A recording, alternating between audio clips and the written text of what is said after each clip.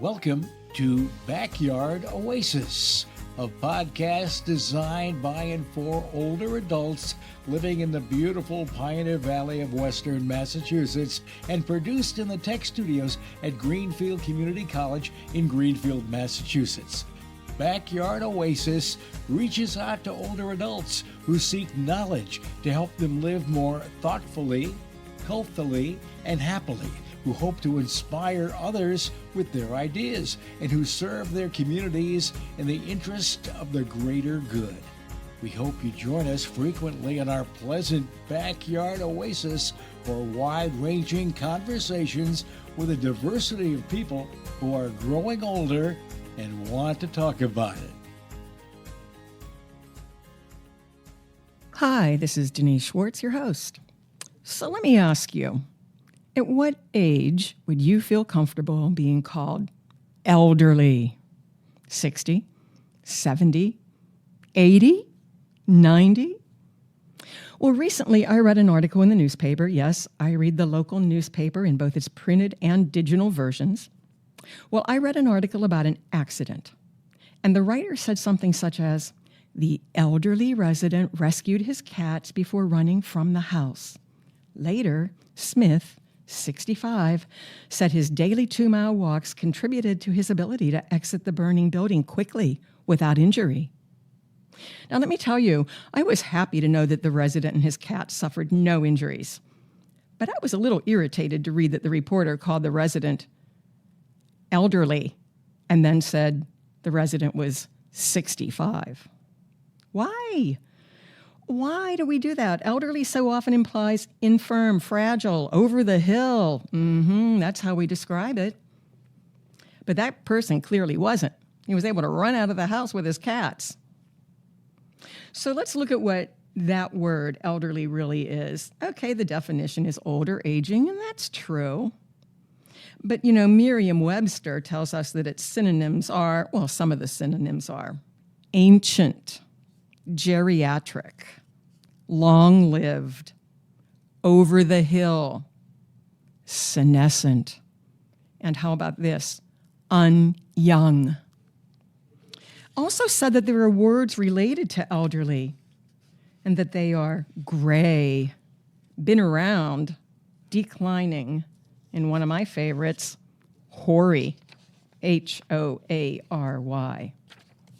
Also, long in the tooth, no spring chicken, over the hill, tired, as if people of other ages aren't tired, and one that I really like, venerable. So again, at what age would you feel comfortable being called elderly? Words are really important. How we look at people who are older is really important. Today we're going to talk about reframing aging. And among other things, we're going to talk about using words differently to help us think differently about aging with our guest, Meg Ryan. Meg is a registered nurse and a public health nurse for the Cooperative Public Health Service at the Franklin Regional Council of Governments. The Public Health Service serves 15 small rural towns in Franklin County, most of which have a large population of older people. Meg's been a nurse since 2011, and her entire career has been working with older people. She's going to tell us more about age bias and reframing aging. Hi, Meg. Hi, Denise. Thanks for having me on the show today. I'm really happy to be here to talk about this issue. I know you love to talk about it, and it's great. You know so much about it. Before we really get into reframing, and we're going to define that so that listeners know exactly what it is, let's talk a little bit about how pervasive ageism is in our culture. Well, it's very pervasive. Look at the examples of words that you gave just now about elderly. Most of those words have a very negative association connected with them. An interesting graph that I saw recently that looked at words such as seniors and the elderly and older people and older adult. Mm-hmm. And seniors and the elderly, senior citizens and the elderly have less ability connected with the stereotype. But older people and older adults have a more positive stereotype. So the words that we use really do matter. Ageism is a really widely recognized problem. And while it goes both towards younger and towards older people, we're going to talk more about the ageism that affects older people today. Sure.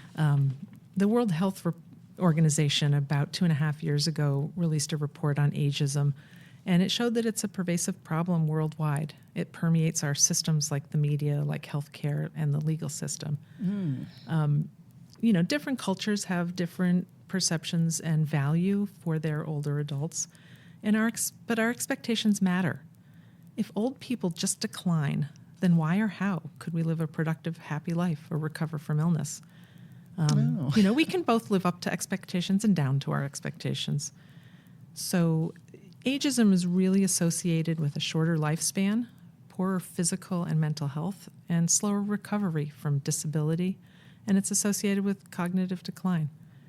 And when you say ageism is associated with those things, you mean the concept that some people have of people who are aging. Yes. Ageism as an ism can be defined as discrimination against older adults due to negative and inaccurate stereotypes. Inaccurate. Yeah. Well, we have to get rid of those. How can we do that? This is a good segue into our topic today, Meg, of reframing aging. Something that last year, I have to say, I really didn't know anything about, but I've learned a lot this year about reframing, changing how I think and speak about aging. Yeah, we want to flip the script. I love that. So one thing we need to do is just become aware of our own bias and try to change those. Somebody I was listening to pointed out that if you associate aging with only loss or limitation or decline, you're not getting the full picture of what it means to age. So there are a lot of benefits that come with aging, and we are so used to focusing on the negatives, on the loss, that one of the main things we need to do to reframe aging is to identify the positives and focus on those at least as much as the negatives, because they're both present. They're both present. Yes. We get wiser. We're more resilient. We do things better, certain things better. Some aspects of our lives do slow down a little bit, but generally we can mitigate those with what we've learned through experience. But haven't we found out, Meg, you and I are both in the older adult population. Haven't we found out, you said, some things slow down a bit. Haven't we found out that slowing down is actually really nice? And I don't mean slowing down so much that I can't walk or I can't move around, but I mean taking more time to think about how I'm going to plan my day, or thinking a little more slowly about something I've learned and how I might respond to somebody about what they've said to me about that topic. Slowing down is not a bad thing. It's not, and it can be a choice at any age, in fact. Yes. While we do, I was talking more about reaction time rather than the choice of taking some slower time to really I see what you mean. bathe in something Right. great. One of the things that older people do better is inductive reasoning. We're less likely to rush to judgment and more likely to reach the right conclusion. We actually have better verbal abilities, better vocabulary, better understanding of the meaning and depth of words. Well, wait a minute. Then why do we look at older people and kind of think they don't have that much to say, or that they don't give us quick answers? Because we're so used to looking at the negative and not the positive. Oh, why? It's our culture. It sells products. It does often sell products. We can't embrace our wrinkles if we're surrounded by ads that are trying to get us to buy products that erase our wrinkles. That's right. I had an older woman say to me once, "I am proud of every single one of these wrinkles. It means I had a life well and fully lived." That is probably so very true, and yet even for me, I can't quite feel that yet, but that might be because in my mind I've been told so long that I need to get rid of these. We so prize the ideal of youth that we have forgotten how to prize the ideal of experience. So how can we change that? What can we do? How can we make it top of mind, or how can we start to feel really good about how we look when we look in the mirror? So one thing you can do is shift your attention. Look not just for the negatives, but notice when there are negative images or thoughts associated with aging, and question those. Are they really true? Replace them with positive. If you can't replace them, if it really is a negative, there is loss with some loss with age, but it's not the only thing.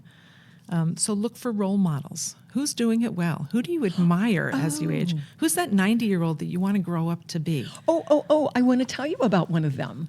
Yes, please do. Okay, so last year I was taking my daily walk, and I walked by my neighbor's house, and at the time, I'm not going to say her name, but at the time she was 89 years old, and I'm walking by, and I just happened to look at her house, and I went, "What are you doing?"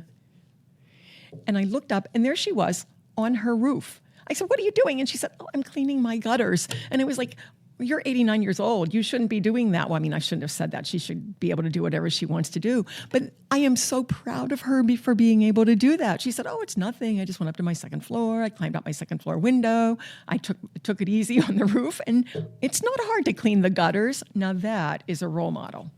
Absolutely, as long as she really is having good judgment about her abilities. Oh, yes, she does. I also have a cousin who's 80 and whose adult children started to object to how much he uses a chainsaw.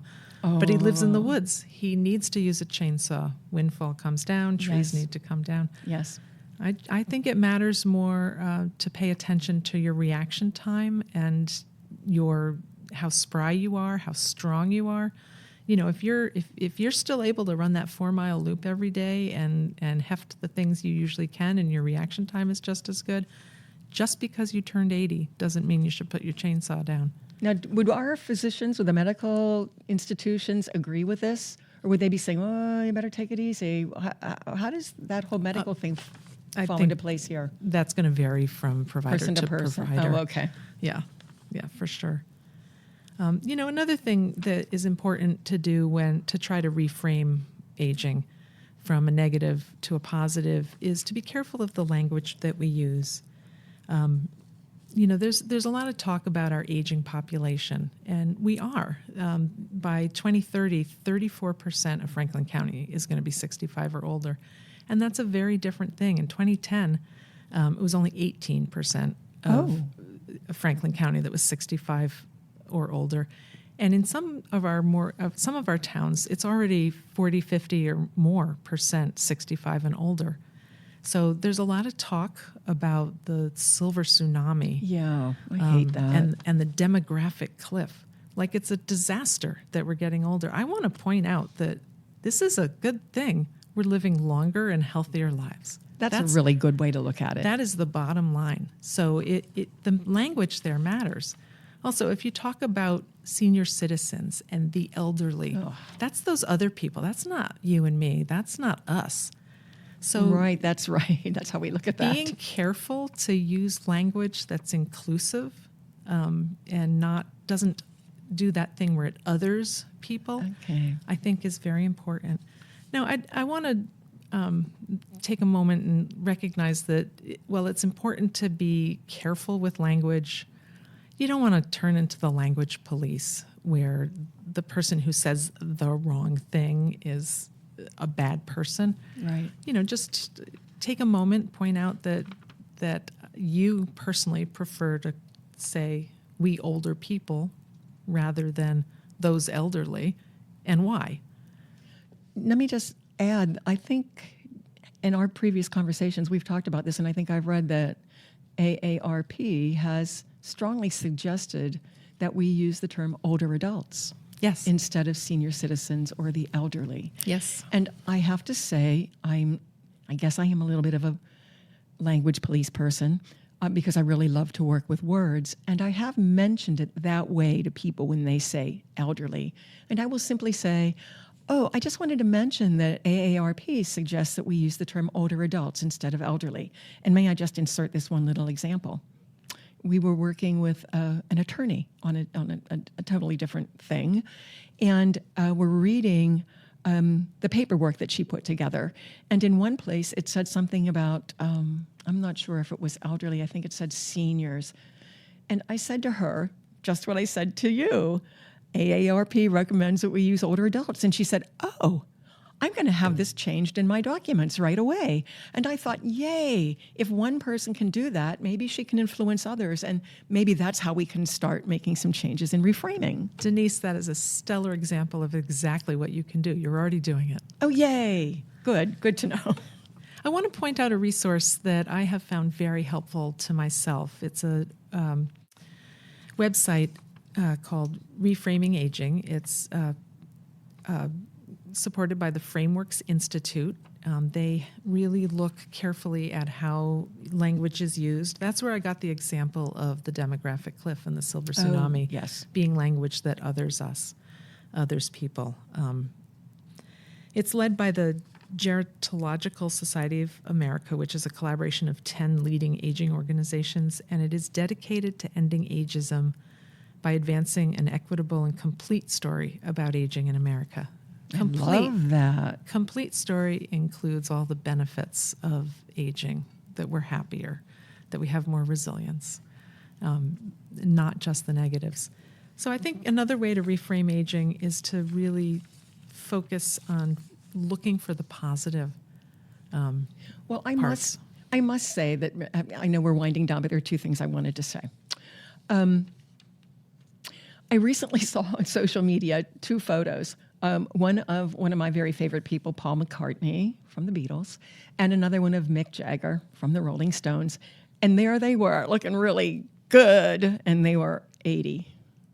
I think that says a lot. You know, I felt really good when I saw that and said, this reframes aging in a really good visual way. Yes, it does. It's great. And one of the other things I wanted to mention was this thing called, because it's about language, once again, elder speak.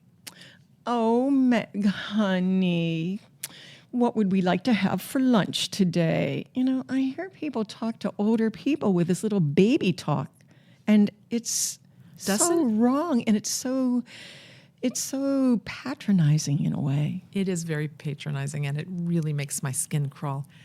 It is done a lot, especially in facilities, nursing homes, and hospitals by some of the care workers. It's not meant to be a terrible thing, but it really does put people in a position of powerlessness. It does not recognize their own feelings and abilities that they still have. That's right. Maybe we can put it's treating older people as if they're little tiny kids. I actually don't even like using that kind of language with small children. I think you should talk to everybody like they're a person. Like the way we are. Yeah, exactly. Maybe we put the call out there, because you're right. And I don't think people do that, especially in care facilities, with any kind of intent to hurt. But it is hurtful. But it is hurtful. So maybe we can put the call out, like, maybe let's learn to refrain from using that kind of elder speak. Yes, I agree. Okay, what is our final message here, Meg? We've got to go. Flip the script. Reframe the aging. Look for the positive. There's a lot of positive out there. If we just look at the negative, we're not going to notice the positive. Okay, so that's how we're going to end it. We're going to go forth and practice reframing aging. Absolutely. Thanks, Meg. Thanks, Denise. See ya. Bye. Bye. This concludes today's podcast. We're always looking for new ideas, so feel free to reach out to Judy Raper, Associate Dean of Community Engagement at Greenfield Community College, at 413-775-1819. If you have an idea you'd love to share. Special thanks to the creators of Backyard Oasis, Denise Schwartz, Chad Fuller, Dennis Lee, and Christine Copeland. Have a great day.